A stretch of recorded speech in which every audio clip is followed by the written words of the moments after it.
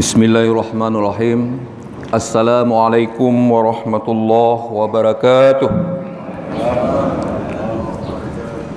Alhamdulillah nahmaduhu wa nasta'inuh wa nastaghfiruh wa na'udzu billahi min syururi anfusina wa min sayyiati a'malina. May yahdihillahu fala mudhillalah wa may yudlil fala hadiyalah. Asyhadu an la ilaha illallah wahdahu la syarikalah wa asyhadu anna Muhammadan abduhu wa rasuluh arsalahu bil huda wa dinil haq liyudhhirahu 'alad dini kullih walau karihal musyrikun. Amma ba'd. Pertama-tama dan utama, marilah sama-sama kita mengucapkan puji dan syukur kita kepada Allah Subhanahu wa taala, di mana Allah Subhanahu wa taala pada kesempatan yang sangat mulia ini Allah telah memberikan kepada kita nikmat iman, nikmat Islam, di mana dua nikmat ini merupakan nikmat yang terbesar yang Allah berikan kepada kita. Di samping nikmat kesehatan, kesempatan, kekuatan, sehingga kita mampu meringankan langkah menuju rumah Allah ini dalam rangka melaksanakan salat subuh berjamaah.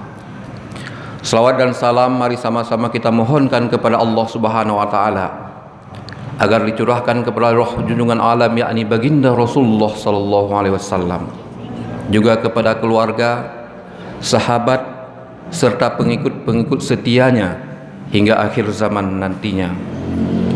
Hadirin sidang jamaah subuh yang dimuliakan Allah, pada kesempatan yang sangat berbahagia ini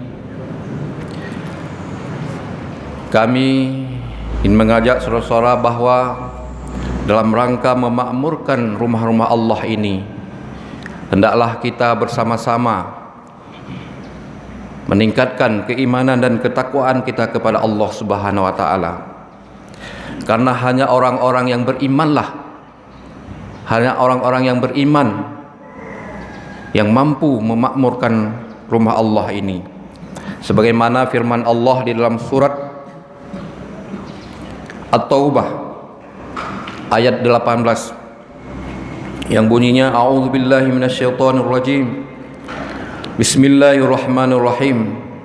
Innama ya'muru masajidallah man amana billahi wal yaumil akhir wa aqamas shalah wa ataz zakah wa lam yakhsha illallah fa asa ika ayyakunu minal muhtadin. Sesungguhnya hanyalah yang memakmurkan rumah-rumah Allah atau masjid Allah hanyalah orang-orang yang beriman kepada Allah dan hari kemudian. Mereka tetap mengerjakan salat, kemudian berzakat, kemudian mereka tidak takut kepada siapapun kecuali kepada Allah. Maka mudah-mudahan termasuk orang-orang yang mendapat petunjuk. Hadirin kaum muslimin sidang jamaah subuh yang dirahmati Allah, kalau kita di Aceh ini, rumah Allah atau masjid Allah itu sebanyak 4.137 masjid, terdiri dari Masjid Raya, itu masjid raya yang ada di provinsi, kemudian Masjid Agung di kabupaten kota, kemudian masjid besar di tingkat kecamatan, kemudian masjid jami' di tingkat pemukiman atau pedesaan, kemudian ditambah lagi dengan masjid-masjid bersejarah, masjid-masjid di tempat publik seperti mungkin di universitas, di sekolah-sekolah, di perusahaan-perusahaan dan sebagainya. Kalau jumlah menasah atau musalla atau langgar kita di Aceh ini 7.326 musalla, dan sebahagian besar alhamdulillah di Pesangan ini jamaah subuh lumayan banyak alhamdulillah. Inilah mungkin ciri-ciri kita, orang yang beriman, melaksanakan sholat, bayar zakat, percaya kepada hari akhir, dan mudah-mudahan kita golongkan orang-orang yang mendapat petunjuk dari Allah Subhanahu wa taala. Hadirin kaum muslimin sidang jamaah subuh yang dimuliakan Allah. Kalau kita bantu agama Allah, Allah akan membantu kita. Masjid juga, kalau di zaman Rasulullah beberapa fungsi terhadap masjid ini. Bukan hanya tempat ibadah, tetapi zaman Rasulullah orang sakit juga dibawa ke masjid. Musyawarah perang, musyawarah tentang peperangan juga di masjid. Kemudian pendidikan juga di masjid. Masalah sosial, ekonomi juga di masjid. Oleh sebab itu, mari bukan hanya tempat ibadah di masjid ini, tapi kita galakkan sesuai dengan fungsi-fungsi masjid pada masa Rasulullah sallallahu alaihi wasallam. Alhamdulillah, kemarin tahun 2016 kita membuat masjid percontohan tingkat nasional mendapat juara pertama bidang riayah. Itu yaitu Masjid Bujang Salim, Masjid Besar Bujang Salim di Kurung Lukuh, Luk Semawi. Alhamdulillah, mereka fasilitas cukup. Ada radio, ada klinik, ada pendidikan, ada lapangan poli, ya, ada niat banyak. Dan masjid ini terbuka. Masjid bukan milik pribadi, bukan milik golongan, tapi milik bersama. Itu rumah Allah. Rumah Allah yang perlu kita jaga. Apalagi masjid-masjid di pinggir jalan ini, yang harus setiap hari kita jaga. Kemudian tempat-tempat fasilitas harus dirawat, dipelihara. Juga WC-WC, toilet-toilet jangan ditutup, jangan dikunci toilet. Itu rumah Allah. Banyak orang yang bersedekah, jangan dikunci, hanya kepentingan jamaah. Orang selalu lalu lelang singgah di masjid. Kalau bisa ada lagi minimarket di masjid ini yang mendapat keuntungan dari hasil masjid ini. Hadirin jamaah subuh yang dimuliakan Allah Subhanahu wa taala. Kalau kita nengok regulasi yang ada tentang kemasjidan ini, misalnya ada keputusan Dirjen Bimas Islam nomor 802 tahun 2004 tentang tipologi masjid, tentang pemberdayaan masjid. Kita kalau di Aceh ini hampir 90% sudah masuk ke dalam SIMAS, Sistem Informasi Masjid Online. Artinya terdata, masjid itu terdata, masuk dalam aplikasi. Ketika dilihat itu masuk hampir, kalau seluruh Indonesia hampir 8.000 lebih, 800.000 lebih masjid yang ada di Indonesia. Itu terus masuk ke SIMAS, Sistem Informasi Masjid. Itu sudah terdata, titik koordinatnya sudah jelas, arah kiblatnya, luas masjidnya, kemudian tanah apakah wakaf, apakah hibah, dan jelas imamnya, pengurusnya berapa orang. Kalau di Aceh ini bahkan ada masjid yang sudah UPT, misalnya di Aceh Tenggara itu sudah UPT, dan alhamdulillah Masjid Baitur Rahman kita juga sudah UPT, sudah ditangani oleh UPTD. Sudah ada gaji tetap, imam itu ada gaji tetap, muazzin, kemudian Bilal sudah ada gaji tetap. Kalau kita belum, misalnya belum masuk UPTD, juga kita gaji mereka dengan hasil-hasil mungkin bantuan-bantuan, sedekah-sedekah orang yang ada di sekitar Kecamatan Pesangan ini. Atau bisa juga kita surati, karena banyak orang-orang Pesangan yang sudah berhasil baik di daerah maupun di luar daerah, baik di Indonesia maupun di luar negeri. Apa salahnya kita surati? Misalnya kamu sanggup berapa per bulan untuk kemakmuran masjid. Juga masjid harus dilengkapi dengan mungkin CCTV, mungkin untuk apa? Untuk meminimalisir terjadinya pencurian. Hadirin jamaah subuh yang dimuliakan Allah Subhanahu wa taala. Karena tidak mungkin orang kafir itu memakmurkan masjid, sebagaimana ayat Al-Quran sebelumnya, surat At-Taubah ayat 17, maka nalil musyrikina, ya,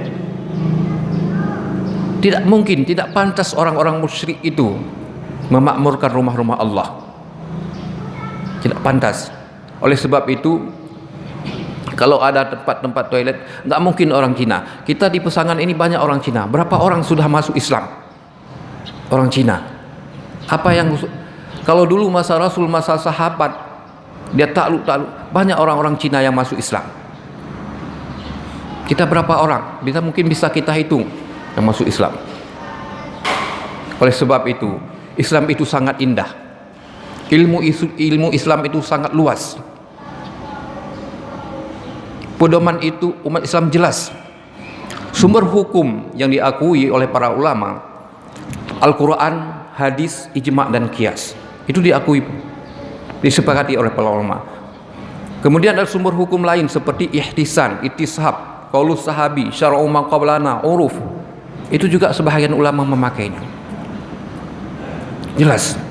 Al-Quran itu datangnya qat'in lurud, pasti, sakral. Sedikit pun tak ada keraguan padanya. Hal ini sesuai dengan firman Allah dalam Al-Quran surat kedua ayat kedua. Zalikal kitabu la raiba fihi hudal lil muttaqin. Al-Quran itu sedikit pun tak ada keraguan padanya dan dianya menjadi petunjuk bagi orang-orang yang beriman. Contoh jelas. Rujukan kita jelas. Al-Quran itu. Siapa yang belum pelajari Al-Quran sekarang? Siapa yang meriset ayat-ayat Al-Quran?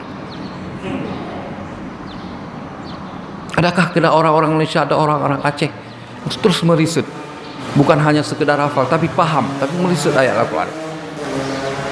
Kami pernah belajar sama orang Jerman, berkebangsaan Jerman. Dia mempelajari Islam di Timur Tengah 10 tahun. Dia bisa hafal Al-Quran. Kemudian dia bisa berbahasa Arab fasih, kayaknya orang Arab berbahasa Arab.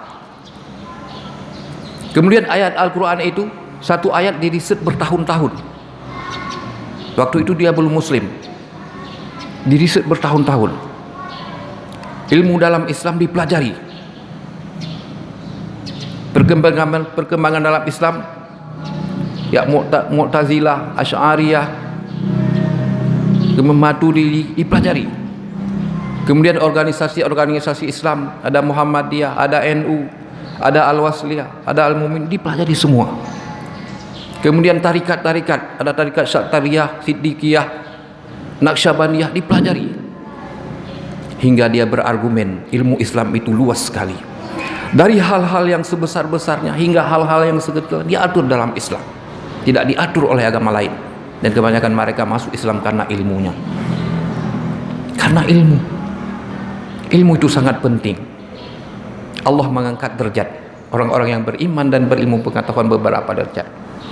Bagaimana firman Allah dalam Al-Quran surat Al-Mujadilah, yarfa'illahu alladhina amanu minkum wallazina utul ilman darajat. Allah akan mengangkat derajat orang-orang yang beriman dan berilmu, pengetahuan beberapa derajat. Itu janji Allah. Al-Quran tidak pernah bohong. Teknis angkat macam-macam. Ada yang jadi guru, ada yang jadi kecil, ada camat, ada pengurus masjid dan sebagainya.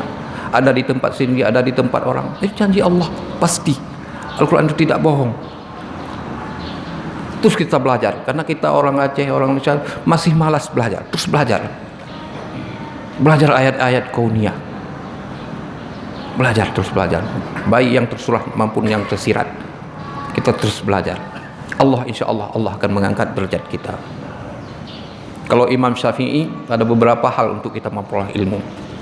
Akhilan tanalal ilma illa bisittatin sa'unabbiuka bibayan zakaun wa hirsun wa dirhamun wa suhbatil ustad wa tulaz zaman. Anda tidak akan memperoleh ilmu kecuali beberapa hal. Yang pertama, sungguh-sungguh.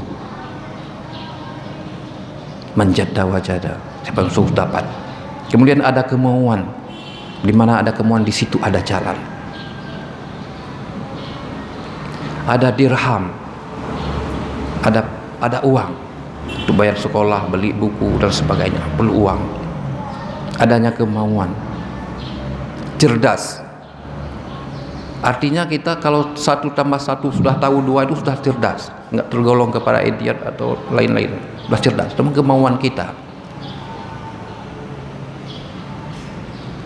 Kemudian pergauli ustaz, wasuhbatul ustaz, tanya pada guru. apalagi ilmu akhlak atau ilmu tasawuf, itu tanya sama guru.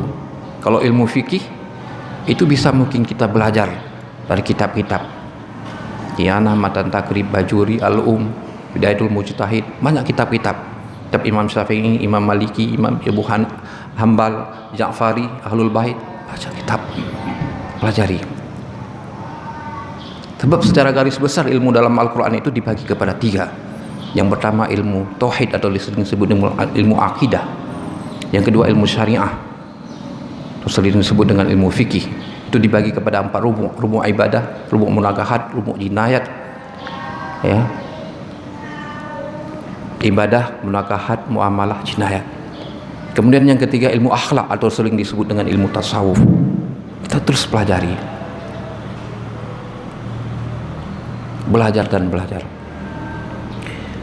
Hadirin kaum muslimin sidang jamaah subuh yang berbahagia, kita mungkin di pesangan ini apalagi sedang membangun pembangunan rumah Allah. Barang siapa yang membangun masjid di dunia, insya Allah Allah akan membangun rumah seumpama apa yang bisa kita bantu. Doa, kalau tidak ada, kemudian tenaga, finansial, uang, terus rumah Allah kita perindah. Mudah-mudahan masjid di Pesangan ini jadi masjid di tingkat masjid agung, ya, entah kabupaten kota, entah kota Madia nanti Pesangan ini. Karena orang Pesangan banyak sekali. Dulu sebelum pemekaran ada 124 kampung, 146 kampung, luar biasa. 2 kabupaten lain, Singkil dengan Subul Salam, itu 1 kecamatan dulu. Bandingkan, dilihat dari segi pernikahan juga banyak sekali, 100 lebih ke atas. Kalau jumlah KUA kita seluruh Aceh sekarang ada 172 KUA. 172 KUA. KUA yang terbanyak di Pesangan dulu, sebelum pemekaran dulu. Alhamdulillah banyak sekali orang, dan banyak orang-orang pinter, banyak orang-orang cerdas. Masuk Pusa dulu juga di Pesangan. Biren kita, ibu kota RI dulu, ya. Banyak orang-orang kita. Kalau kita baca lagi sejarah, Aceh pernah jaya di Asia Tenggara 407 tahun, 4 abad lebih. 42 tahun tanpa sultan, 72 tahun kita masih bergabung dengan kita RI. Aceh jaya dulu, dan rakyatnya banyak. Inilah generasi-generasi kita yang kita didik terus supaya generasi-generasi kita. Karena kata Nabi, generasi yang akan datang bukan lagi generasi kita, anak-anak kita. Suruh ke masjid, jangan jauh mereka dari masjid. Ajak TPA, main bola, main poli, silahkan di masjid. Tapi ada orang jaga, tidak ada masalah. Masjid juga ada rumah Allah ini. Ada orang yang melihat, ada orang yang menjaga dan sebagainya. Cara ramaikan. Kalau dulu masa Belanda disuruh tanam, disuruh kubur orang-orang meninggal di masjid, sehingga orang angker lihat masjid, takut, anak-anak takut. Ini pemahaman-pemahaman yang salah, kita terus ikuti. Ini saja mungkin pada kesempatan yang subuh yang berbahagia ini yang dapat kami sampaikan. Lebih kurang kami mohon maaf dengan mengucapkan wallahul muwaffiq ila aqwamit thariq. Assalamualaikum warahmatullahi wabarakatuh.